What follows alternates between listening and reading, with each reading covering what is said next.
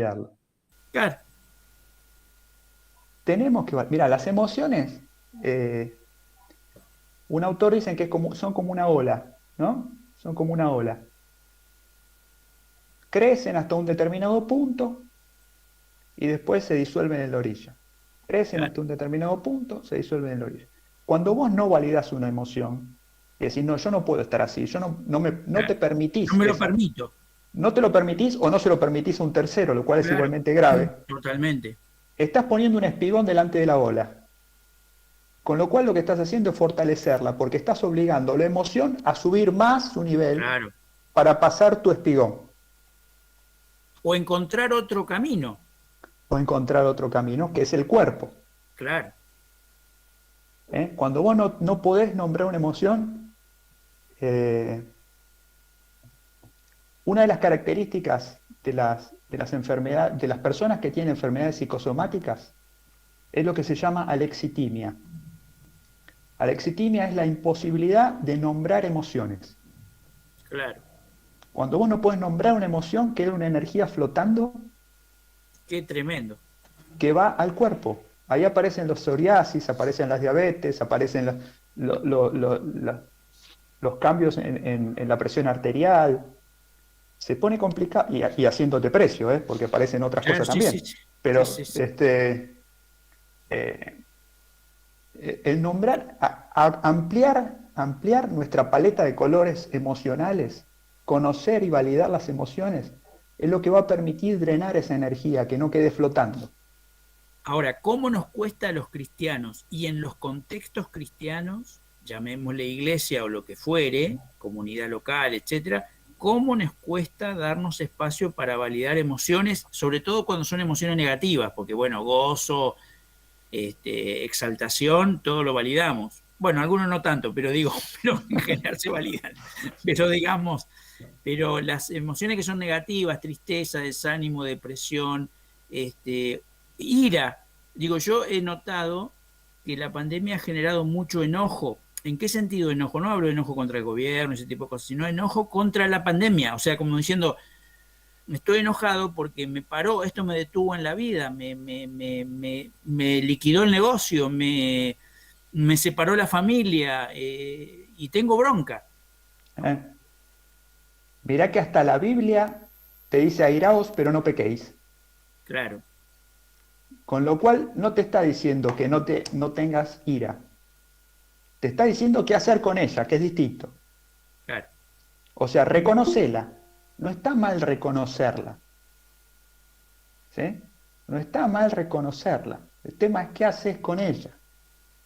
Porque reconocerla hay que reconocerla. Hay que reconocer todo el panorama emocional que uno tiene. ¿Sí? Ahora, después lo que pasa es que también nosotros, los cristianos, el ser humano en general se la lleva muy mal con la incertidumbre. ¿Sí? Entonces, como necesitamos culpables, proyectamos y preferimos tener enojo a tener incertidumbre. Claro. ¿Sí? Entonces necesitamos un culpable. ¿Sí? Nos vienen bárbaros los culpables. Y Claro. la liga, desgraciadamente, es el que tenemos al lado generalmente, pero puede ser cualquier cosa. Bueno, ya sabemos, el gobierno Sí, sí, sí. o cualquier El otro gobierno o la sucedáneo, oposición, alguien tiene que tener la culpa, digamos. o los dos. Este, Claro, que no decimos totalmente. que no tengan su parte de Sí, responsabilidad, pero a lo que vamos es que probablemente no sea esa la emoción base. claro. Probablemente eso sea secundario a un no querer vérselas con la incertidumbre, que es otra Y, a- cuestión. y aparte, cuando me parece que cuando elegimos un culpable y lo demonizamos, nos perdemos la oportunidad de ver otras cosas, digamos, ¿no? En nosotros o en la situación, porque enfocamos toda la energía psíquica y espiritual en denostar eso, pero en vez de usar esa energía para decir, bueno, y dentro de esta crisis, ¿qué puedo hacer yo, digamos, ¿no? Y bueno, mirá, tenemos varios recursos. Como no, por naturaleza no queremos vernos con la angustia, y a veces las situaciones de sufrimiento a veces hasta nos sirven.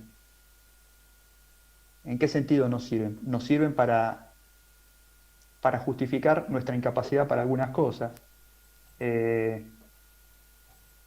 Preferimos quedarnos como estamos, ¿sí? Claro. Y a veces hay cosas que se pueden hacer. Yo citaba la vez pasada con una charla con tu iglesia, ¿te acordás? A Rachel Sí, Remen, sí, una mujer que escribió mucho sobre el concepto de salud, ¿sí? Ella tenía mal de Crohn, que es una enfermedad no mortal, pero que muy dolorosa y que produce un efecto grave sobre la calidad de vida, ¿sí? Ella lo vio por este lado, diciendo, bueno, mira, yo voy a tener esto, tengo esto, me va a acompañar toda la vida, no me voy a morir de esto, pero lo tengo. ¿Qué puedo hacer? ¿Esperar que se me vaya para empezar la vida? ¿Esperar las condiciones ideales para realizar mis proyectos? Eso no va a llegar. claro. Y eso es una buena enseñanza para todos nosotros en este contexto. Ahí No nos hay que... dice Patricia, Patricia nos pide que repitas despacio el nombre de esta autora que está citando. Rachel Remen. Rachel Remen. ¿Está bien ¿Quién es? así? ¿Patti lo pregunta? Sí. Después te mando el enlace, Patti. Bueno, bueno, buenísimo. Eh, Eh, pero vamos por ese lado. O sea, ¿qué puedo hacer? ¿Qué claro, puedo hacer? Un paciente mío tenía una limitación cognitiva grave. A él le dijeron que no iba a poder llegar a leer y escribir. Terminó su primaria, terminó su secundaria. Cuando quiso ir a la universidad se le complicó, porque se le iba a complicar. claro, Y dijo, bueno, hotelería no voy a poder seguir. ¿Qué sí puedo hacer? Hizo curso de todo. O sea, no hay que esperar las condiciones ideales para realizar la vida, claro. porque no existen las condiciones ideales. Y esto no es Es- Sí, decime. no, no, me engancho en esto que decís porque digo, también nos está pasando mucho, volviendo al tema de la pandemia, digamos, que es nuestro contexto, para reflexionar, nos está pasando mucho, bueno, y se escucha mucho esto, bueno, cuando termine la pandemia vamos a hacer esto. Cuando termine la pandemia, esto. Y en algún punto, está bueno que pensemos en la pospandemia porque todos lo estamos esperando, pero en algún punto nos pasa un poco esto que decís. Tendríamos que encontrarle la vuelta ahora, porque si esperamos que simplemente la pandemia se vaya para encontrarle la vuelta, que después vamos a descubrir que tenemos los otros problemas que teníamos, digamos, ¿no? Tal cual. Porque no es que salimos de la pandemia y vamos directo al Edén. Claro, Eh, siempre hay que considerar las condiciones ideales como eso, como ideales. sí. Entre tanto, seguir. ¿No pasa algo en lo personal y también en lo global cuando pasan estas crisis? Que las grandes crisis suspenden los otros problemas. Pensé en esto ahora que estamos hablando de, bueno, y cuando termine la pandemia, vamos a descubrir que tenemos los mismos problemas que teníamos en 2019, digamos, y los que dejó la pandemia. Digo, hay algo de las grandes crisis que suspenden lo demás, digamos, ¿no? Como, bueno, no lo voy a mirar eso ahora porque la pandemia Claro, me come todo.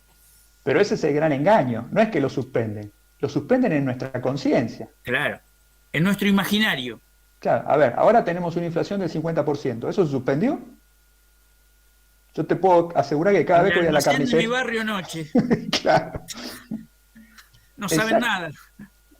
Es que exactamente, o sea, lo suspenden porque nosotros, nuestra conciencia nos engaña y nos hace creer que se puede estar en stand-by, Claro, pero el tiempo en realidad va para un solo lado. claro.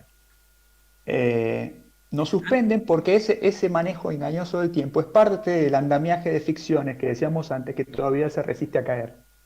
Claro. Eh, A mí me ha bueno, impactado mucho siempre las historias de personas que en crisis así muy zarpadas, digamos guerras mundiales, campos de concentración. Bueno, Víctor Frank es un caso.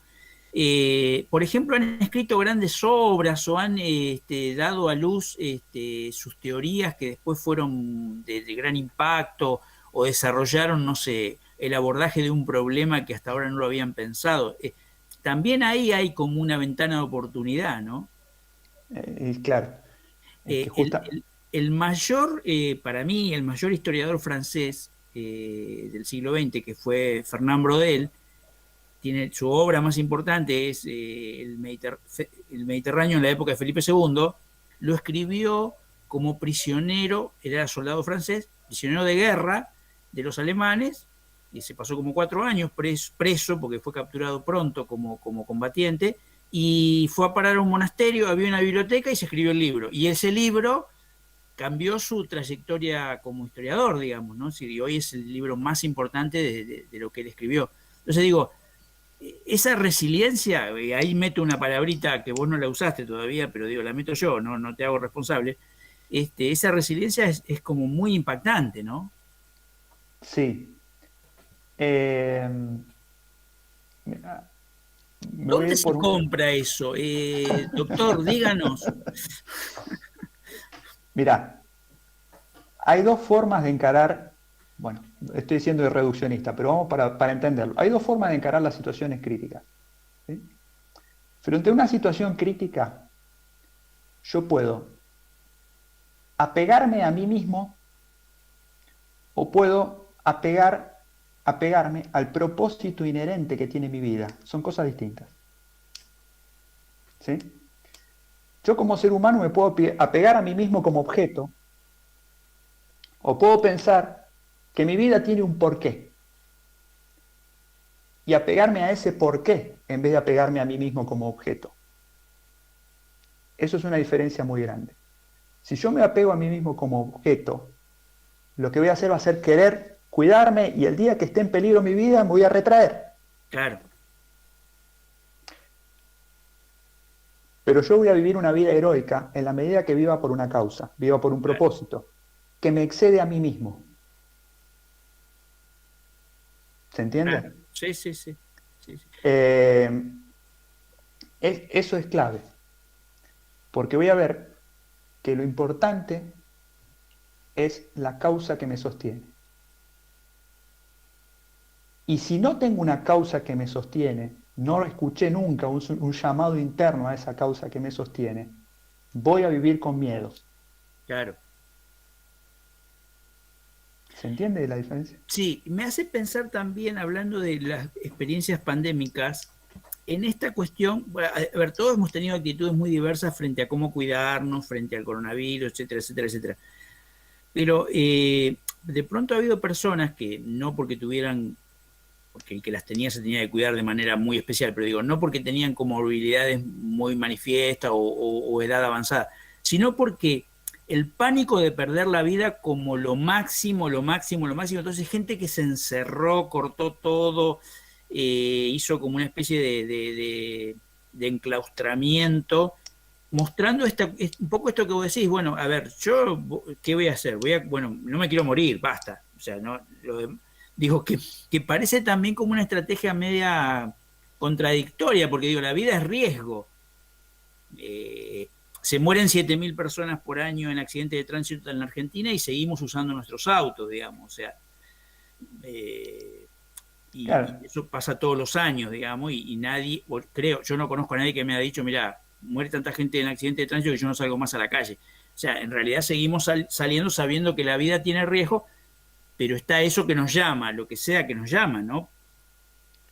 Y no es, digo yo, no es... el costo está y hay que pagarlo. El riesgo Claro, está porque la otra que te queda es aferrarte neuróticamente a vos mismo como objeto, como decía antes. ¿No? Eh, Aún en condiciones ideales, esa es la peor salida, ¿eh? Porque vos, si vos te apegas a vos mismo como objeto, a lo que querés apuntar, esa, por decirlo de alguna forma, buscar tu autorrealización, el despliegue de todas tus potencialidades, o pasarla lo mejor posible. claro. ¿Sí? ¿Está bien? Ahora, ¿quién define lo que es pasarla como lo mejor Lo mejor posible? posible. Ese es el talante de época, digamos. Claro. Vas a ir corriendo atrás de la satisfacción o de la autorrealización como si fueses un burro que tiene un palo con una zanahoria que cuelga delante. Entonces, por cada paso que vas a dar, la zanahoria va a dar otro paso y cada vez más. Claro, La búsqueda de la felicidad en sí misma, la búsqueda de la felicidad en sí misma, es un muy mal consejero porque no llegás nunca. claro, Siempre va a haber un montante de insatisfacción. claro. Viéndolo de otra forma, buscando un propósito, la felicidad aparece de forma retroactiva sin que la busques. ¿Sí? Hasta capaz que aparece y todo. Hasta capaz que aparece y todo. Pero nunca va a aparecer si la buscas como un fin en sí mismo. Claro, claro, totalmente, totalmente. ¿Sí? Ordenemos un poco las ideas del qué hacer a partir de acá y vamos a también pedirle a los amigos y las amigas que tengan preguntas o quieran participar con un comentario, lo hagan, nos avisen y lo hagan. Vamos a ordenar un poco el qué hacer. ¿Por qué? Bueno, porque, está bien, y en lo práctico, a ver, decime. Una cosa que dijiste que a mí me quedó grabada es validar las emociones. Me parece que eso es como, a ver, te pregunto, es como el primer paso, ¿no? Como diciendo, estoy así, estoy acá. Y sí. Validar las propias y validar las de los otros también. Porque Bueno, eso es una consideración hacia el otro. claro, ¿Sí? Es la mejor forma de acompañar. ¿Viste cuando alguien sufre? sí, Pues, ¿qué hago acá? claro. Yo digo, lo mejor que se puede hacer es el estilo de los amigos de Job antes de que empezaran a hablar. Sí, sí, sí, callados. Estar, pero estar. Eran unos amigos bárbaros mientras estaban callados. Claro, después que empezaron a aplicar esa lógica de retribución, que lo empezaron a culpabilizar ahí, la empezaron a embarrar. Pero Claro. mientras tanto, acompañar, validar, comprender, ¿sí? Viste que nos pasa, a ver, antes de pasar a otro punto, digo, esto, ¿cómo lo ves y cómo hacer, no? Nos pasa que no validamos, o sea, no comentamos nuestras emociones porque nos da miedo el impacto sobre el otro y también cuando son las emociones de los otros, nos asustan las emociones de los otros. A ver, me asusta que un amigo me diga, estoy deprimido, porque no sé qué decirle o qué hacer. ¿Se entiende lo que digo? Sí. ¿Cómo, Bien. cómo ves esas dos caras del espejo, digamos? Cuando yo tengo que decir una emoción y tengo miedo de decirla porque mi esposa, mi pareja, mi hermano, mi papá, mi hijo, no va a saber qué hacer con mi emoción. O cuando yo escucho la emoción de otro que me dice, estoy deprimido y me da miedo porque no sé qué hacer. Bien. Lo mejor que uno le puede ofrendar a otro en ese caso, yo creo que es la propia impotencia. Eh, mira, me encanta a mí Rogers, ¿sí? En ese punto. Acá el Sí, doctor Paiva, que está por ahí, me va a entender. hola Eh, Martín. Martín, él dice, Rogers venía de la botánica, ¿sí? Él decía, el árbol va a crecer. Hay un principio interno que lo va a hacer crecer. Esta autorrealización y este proyecto va a salir, pero hay que rodearlo de las condiciones adecuadas. ¿Cuáles son esas condiciones adecuadas? Aceptación incondicional, coherencia y empatía. Aceptación incondicional, coherencia y empatía. Cuando yo hablo con otro, tengo que crear el clima que el otro lo haga sentir confiado. Aceptación incondicional. ¿Sí? Vos hablá que vas a estar, Claro, no te voy a juzgar. claro. ¿Sí? Crear ese clima. Hay una película que se llama Claroscuro, una actuación de Jeffrey Rush excelente, Ajá. que el pibe era un genio del piano. La ¿Sí? buscamos, hoy la buscamos y a Argentina le empieza a ir muy mal. Apagamos la tele y buscamos, pero Minuto 40 del primer tiempo, creo que ya la claro, podés ir a buscar. El pibe era un genio del piano. El padre, un tirano frustrado que le hacía la vida imposible. Quería proyectarse y realizarse a través del hijo. ¿Sí? Entonces, en un momento, el pibe va a un torneo, a un certamen de piano y pierde. Entonces, cuando vuelven a la casa, ¿sí? Ya venía maquinando lo que el padre le iba a decir en la casa y el padre venía caminando atrás. ¿Sí? Cuando llegan a la casa, el chico mete a las hermanas en una habitación y se queda frente al padre como diciendo, bueno, dale, Claro, tírame. dámela, Claro. dámela que me tiene que dar, ¿no? La escena es tremenda. El padre lo abraza, y creo que el abrazo lo hace peor. Le dice, no te preocupes, hijo, dice, vos vas a ser un eximio pianista, vas a ser famoso y en ese momento papá te va a amar. Ah, la fresca. Tremendo, una bestialidad. Claro, ¿Por qué? Porque ahí quedó el amor como una cosa condicional. claro, En ese momento papá te va a amar. ¿Qué quiere decir? Ahora no claro, te está amando. claro, Y si llegás, te va a amar. O claro, sea, el amor como punto de llegada. No puede pasar eso. claro. Convertite en aquel que yo pueda amar. Exactamente. Terrible. El amor es siempre un punto de partida. Claro, Si yo tengo claro eso, puedo crear ese imagen. Bueno, entonces en una charla tiene que estar eso, el amor es punto de partida. No está en discusión que te voy a amar. No es claro, condicional que te voy a amar, yo te voy a amar. Aceptación incondicional. Coherencia, ahora voy a hablar yo, y así como vos me respetás, yo te respeto. ¿Sí? Coherencia, el contrapeso del otro. Y claro. empatía es tratar de ver el mundo de los ojos del otro.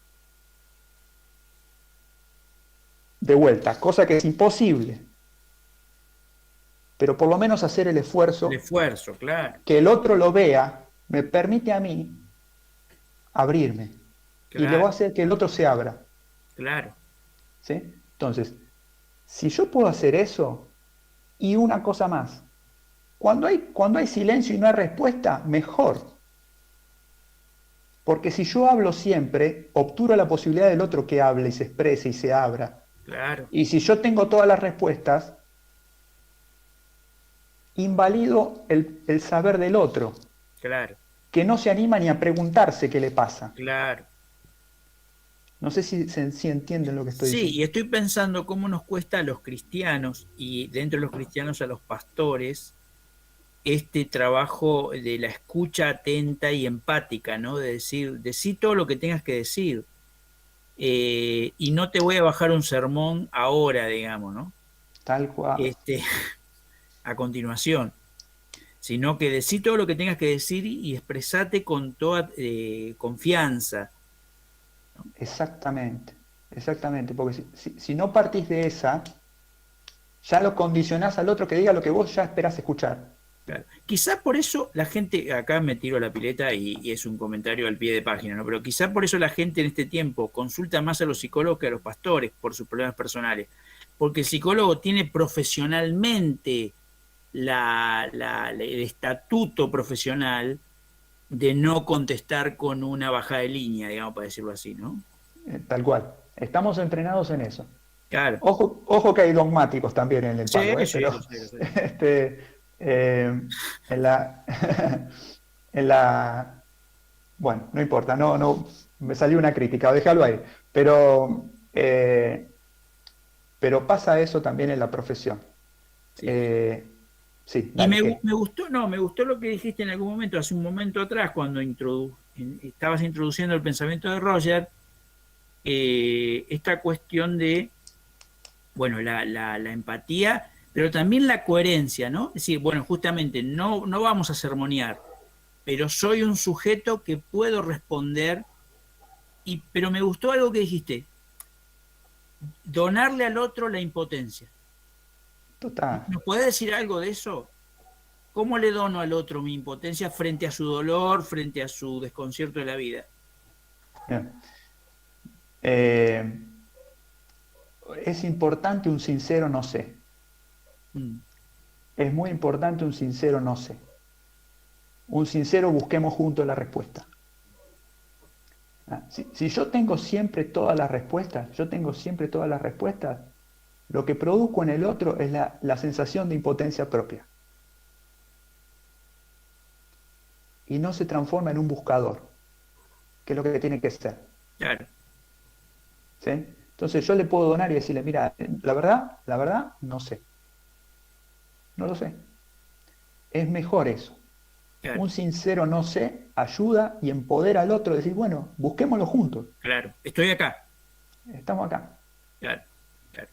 Viste que siempre nos queda esta cuestión de decir, no le dije nada, o no le aconsejé nada, o no me salió qué le iba a decir. Pero la otra persona quizás se fue muy consolada porque fue muy escuchada, digamos, ¿no?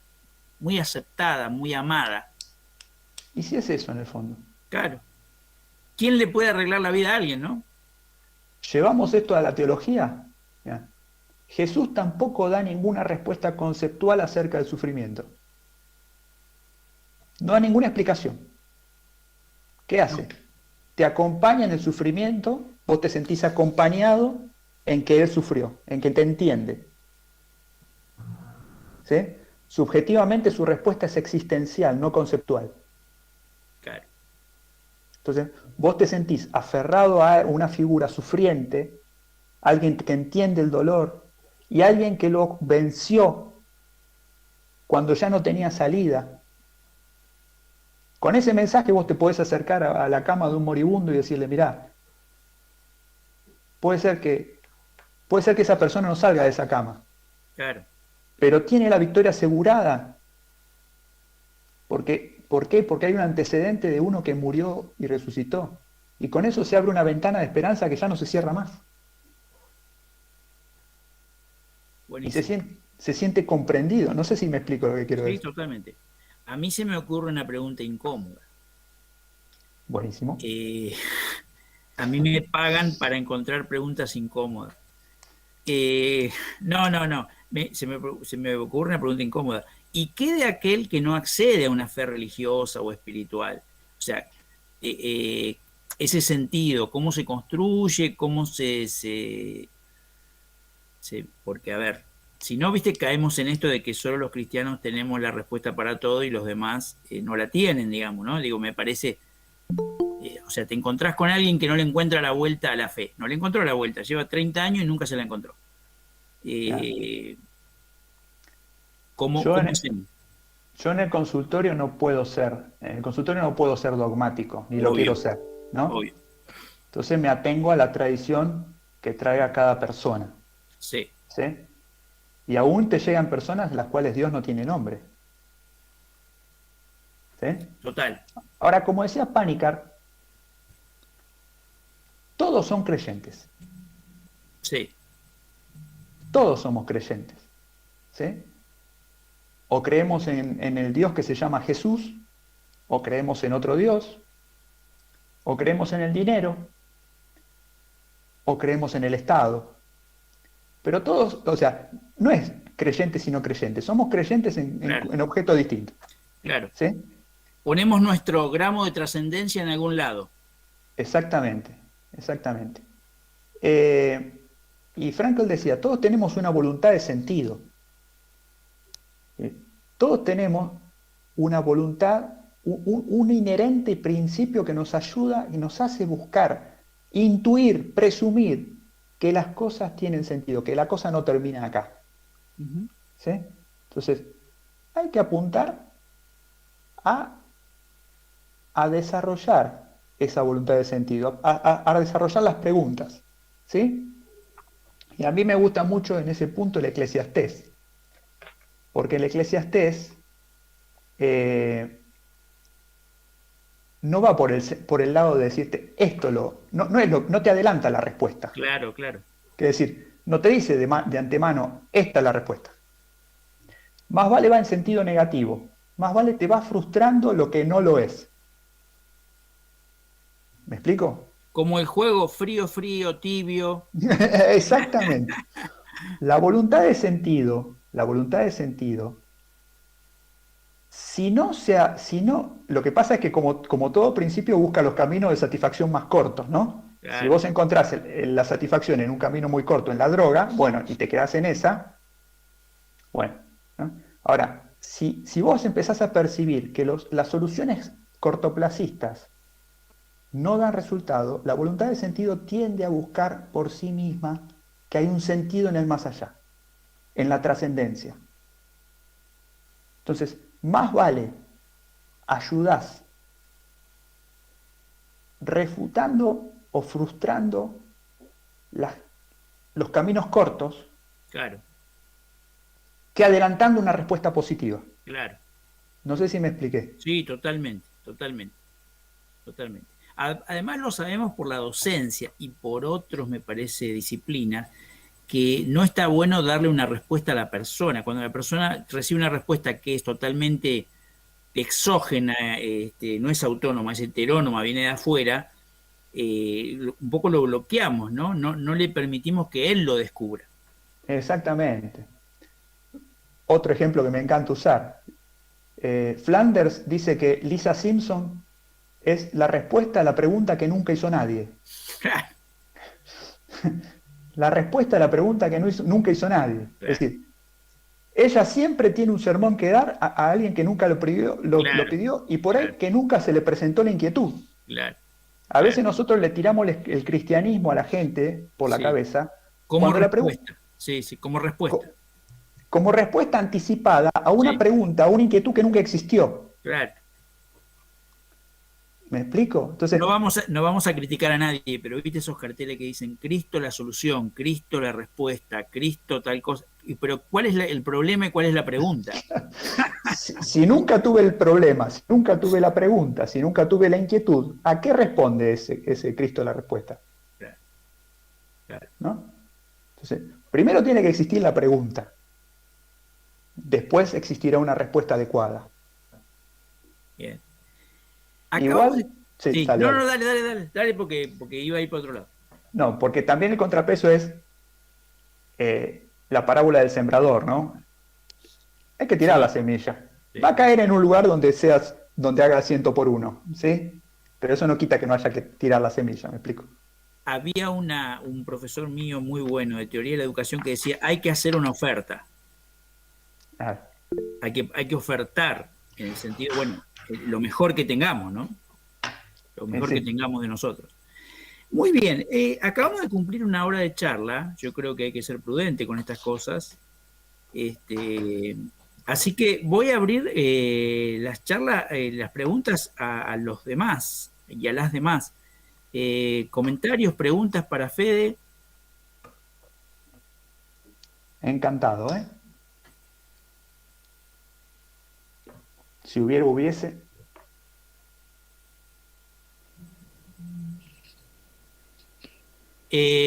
Armando, ¿querés hacer una pregunta, un comentario? Dale, dale, dale. En realidad quedé inquieto o como que no sé si me distraje o qué, pero los aspectos negativos, positivos de la pandemia, que yo entiendo que son muchos y son muy buenos, muy fuertes, pero me gustaría que te explayaras un cachito en cuál es tu percepción, qué es lo que vos observas como aspecto positivo de la pandemia. Mirá, nos ayudan a conocer aspectos de la condición humana que no conocíamos. Ortega decía, yo soy yo y mi circunstancia, ¿no? Mm, Yo soy yo y mi circunstancia. Yo me conozco de acuerdo a la circunstancia que estoy. Si la vida no me plantea interrogantes, yo nunca voy a estar obligado a dar respuestas. ¿Sí? Y nunca voy a conocer la realidad en todos sus aspectos, que por supuesto es inabarcable. Pero, pero conozco partes de mí y parte de la relación con Dios, parte de la relación con la trascendencia, en determinadas circunstancias que de otro modo no la conocería. ¿Sí? ujú. No sé si te contesté. ¿Sí? Está bueno. Eh, por supuesto, siempre hay una inquietud y uno piensa, mejor sería no sufrir, ¿no? Pero el sufrimiento tiene sus aspectos enriquecedores, tiene sus aspectos, sí, a decirlo así, enriquecedores. ¿Sí? Hay, ahora que Eduardo decía de los escritores, por ejemplo, ahí se ve muy claramente, ¿no? Los escritores que pasaron la guerra en Europa tienen una comprensión profunda de la existencia como no la ves en otros lados. ¿Sí? Como no la... Bueno, la guerra produce también eso. ¿Sí? Y ya que decís escritorio, a mí se me ocurre otro ejemplo, inclusive más cercano, más pedestre. Las grandes obras de la literatura y de la poética en general han sido generadas por el desamor, no por el amor, digamos. O sea, el amor planificado no genera grandes obras, digamos. Porque uno pone toda la energía en ese vínculo maravilloso que encontró con Juana, con Pedro, con quien haya sido. Pero digo, el desamor y por lo tanto el sufrimiento ha generado las más grandes obras de la literatura, digamos, ¿no? O sea que, digo, hay un motor en el sufrimiento paradójico que mueve al ser humano a buscar algo que no tiene y que todavía no encontró, digamos, ¿no? Total. Y te ayuda a buscar respuestas, o por lo menos plantear las preguntas serias. Claro. ¿Sí? Digo, el amor correspondido genera grandes romances, no grandes obras, digamos, ¿no? Tal cual.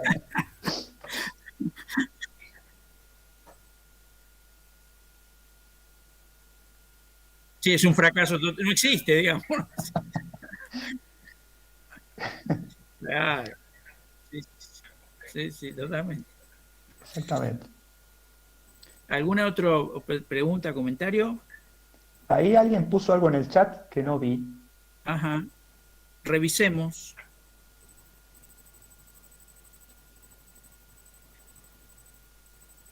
Estela Maris, creo que es, dice, no recibir una respuesta es permitirnos madurar. Recibir siempre del otro soluciones o respuestas nos coloca en lugar de niños. Reconocer que a veces no hay respuesta de parte de quien me escucha me hace reconocernos igualmente necesitados. Dejar de idealizar y aceptar la realidad desde donde puedo encontrar propósitos. Qué lindo, ¿no? Hermoso. Gracias, Estela. Mirá, me trae a colación un tema importantísimo que es la aceptación. ¿Sí? La aceptación que no equivale a resignación. ¿Sí?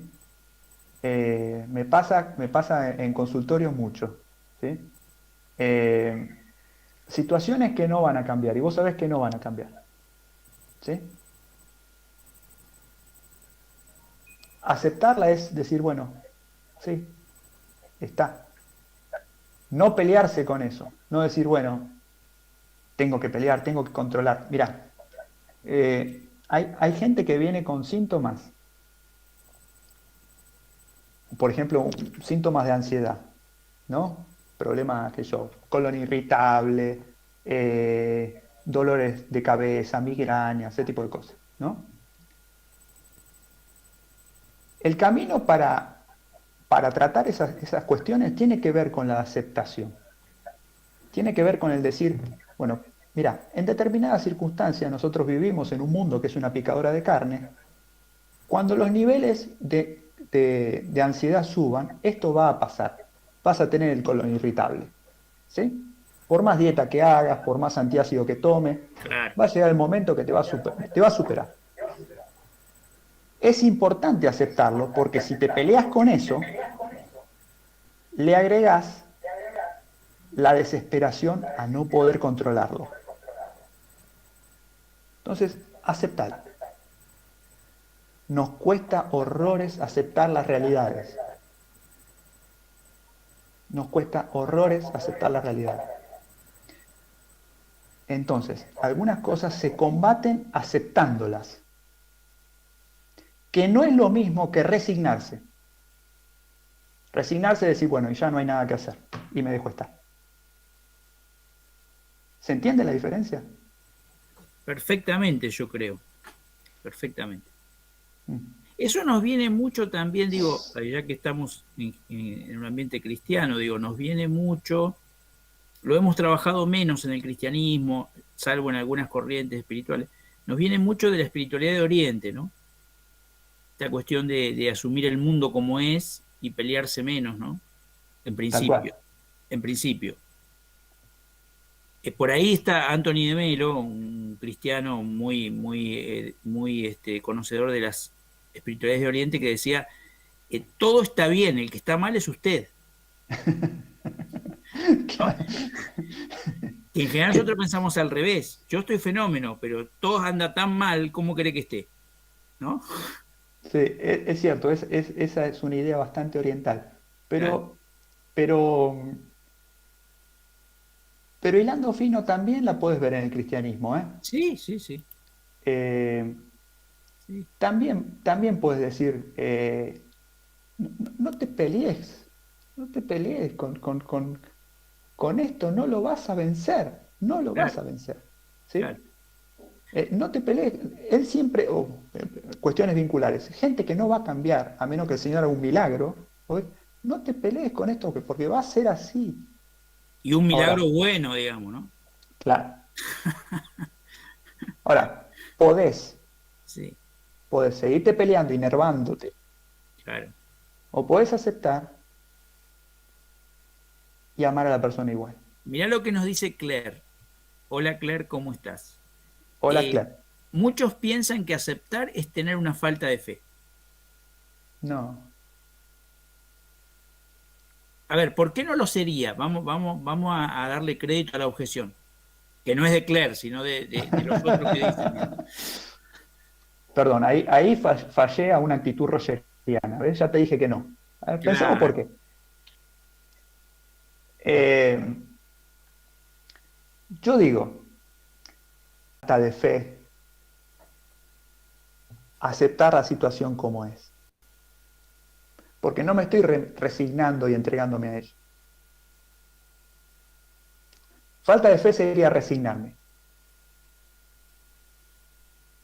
Falta de fe sería decir, bueno, esto es así y ya no hay nada que hacer. Yo puedo decir, bueno, esto es así y adoptar una situación, una actitud estratégica de aceptación. Es positiva en el fondo, no es negativa. ¿Se entiende la diferencia?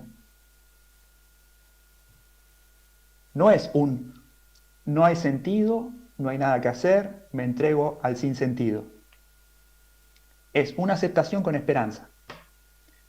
No es rendirme a la situación, es trascenderla. ¿Se entiende? e inclusive, a ver si no estoy entendiéndote mal, no implica que uno no eche mano de recursos que tenga, digamos, a mano para solucionar el problema, ¿no? Es que es otra forma de Claro, reaccionar. claro.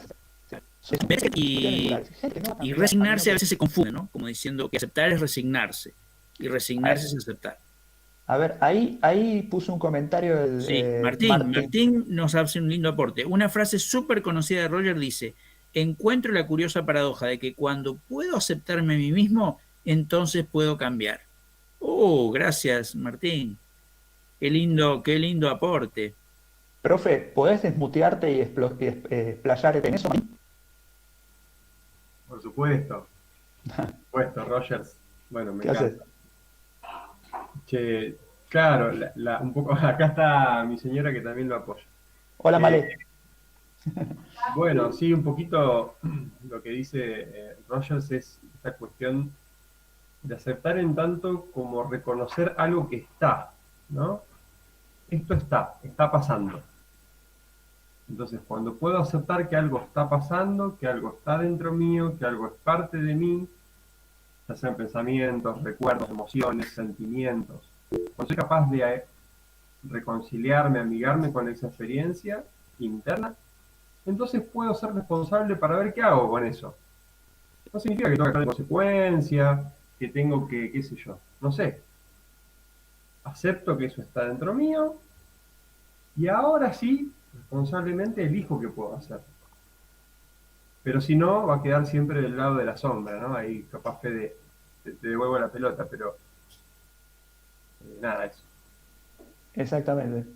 Eh, bueno, nos vamos por el lado de la psicología. No quisiera entrar tanto en cuestiones técnicas, pero eh, a veces a lo que voy es esto. La aceptación es un camino también de de una posible solución. Che, veo que está prendiéndose fuego el chat y no sé qué está pasando ahí. Sí, yo quería ir a un par de comentarios. Sergio nos aporta que a través de YouTube, Nicolás Kivitz aporta: me tomo el atrevimiento de compartir esto. La atención es la forma más rara y pura de la generosidad, dijo Simón Weil, ¿no? La atención es la forma más rara y pura de la generosidad. Y, prestarle atención a la gente, claro. claro. Y de Alejandro Dolina: no pido que me entiendan, solo que me quieran. Bueno, yo me quedé reenganchado con eso, que no quería hablar por ahí, pero lo digo ahora ya que nos aportan esta frase de Dolina. ¿Cómo nos cuesta el amor incondicional, no? Aún en contextos donde sabemos lo que es familia, iglesia, etcétera, ¿no? Arnaldo dice: en nuestra situación donde la falta de conocimiento del futuro no es una oportunidad, manera de aplicar nuestra fe para planear el futuro en cosas prácticas. Eso no es tener fe. Arnaldo, desde mi punto de vista, si estás por ahí, vas a tener que abrir el micrófono y explicarnos. Bueno, lo tengo abierto, ¿me escuchás? Dale. Pero me siento raro, preguntar a mi terapeuta, que me conoce, es complicado para mí, ¿no? Pero bueno, voy a intentar. Un gusto, Arnaldo. Sí, bueno, no cuenta intimidades vos, ¿eh? No, por supuesto. Yo estoy en la cueva acá hace un año y pico, pero tengo muchas oportunidades que se nos plantean. Y nosotros como evangélicos y que queremos servir al Señor y primero Dios en todas las cosas, será que esa fuerza impulsora que está atrás, veo oportunidades que tenemos como para planear el futuro próximo. ¿Por qué? Porque por un lado siento de que no sé qué va a pasar dentro de unos meses, cuándo se abre de vuelta la facultad, cuándo empiezo a enseñar, no sé qué va a pasar con la iglesia, qué tipo de iglesia vamos a tener después de la pandemia. Pero por otro lado, hay oportunidades tremendas. Por ejemplo, acá, en la UNLP aumentó el cupo de los estudiantes en un 20%. Hay muchos más aprobados que antes, por ejemplo. O sea que hay oportunidades en ciertos nichos, a ciertas personas. ¿No será que los creyentes deberíamos también empezar a reunirnos y a replantear? Porque la fe, ¿qué es? La fe es esperanza. La fe que después de la pandemia vamos a estar mejor. Entonces planteemos cosas nuevas. ¿Qué vamos a hacer después de la pandemia, digamos? ¿De qué manera vamos a aprovechar estas oportunidades? Me encanta, Arnaldo, me encanta. Gracias, Arnaldo, muy bueno.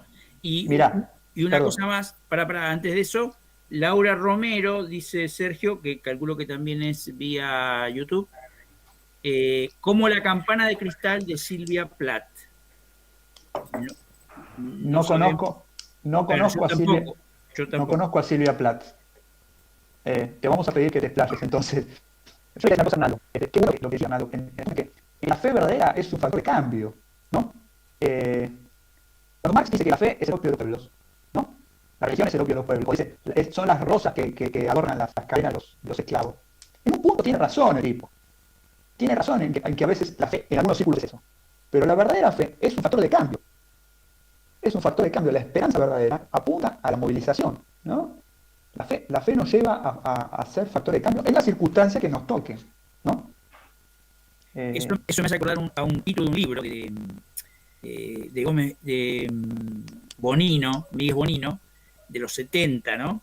Pero ibas a decir Gómez Bolaño. No, eso sería otra obra teológica. La fe en busca de eficacia. Tal cual. La fe en busca de eficacia. Que a veces lo que nos falta es la eficacia, un poco lo que dice Arnaldo, ¿no? Bien. Te puedo pedir a Silvia, la persona que nombró a esa autora, si puedes desmutearse y explicarnos, porque yo... Me parece que viene de YouTube eso, ¿eh? A ver. ¿No?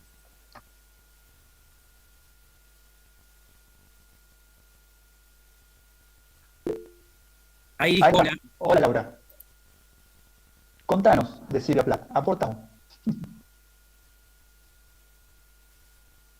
¿Se puede? ¿No?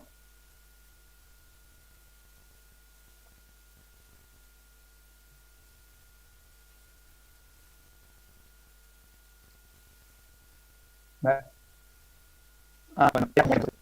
muchas horas surgieron en momentos muy difíciles. ¿Sí? Mira, ahí está Martín. aclarándonos. Perfecto. La campana de cristal. Para tenerla en cuenta, una recomendación Nos entonces. queda una recomendación, claro, total. Una película. Que Es fuerte, es fuertecito el libro. bien. Bien. Laura es una escritora que contó su estado autobiográfico. Muy bien. Perfecto. Bien.